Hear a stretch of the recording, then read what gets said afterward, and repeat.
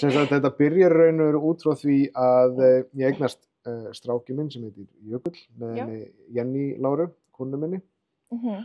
og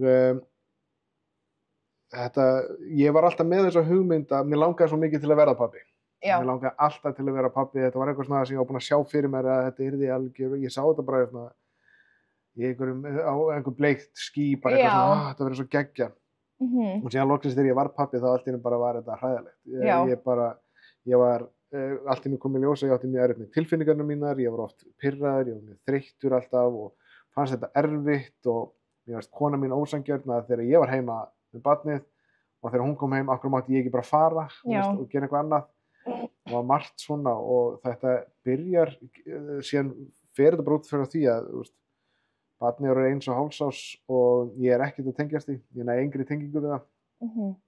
Og síðan í einn af þessum rúndum sem við tökum alltaf svona sambandsrúndanum okkar Já. að því að það kemst ekki inn í burtu Nei.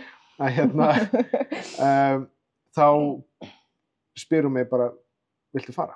Þú mátt fara, gjörðu svo vel. Þú Já. þarft ekki að vera í þessu sambandi, gjörðu svo vel, Mhm. þú mátt labba í burtu.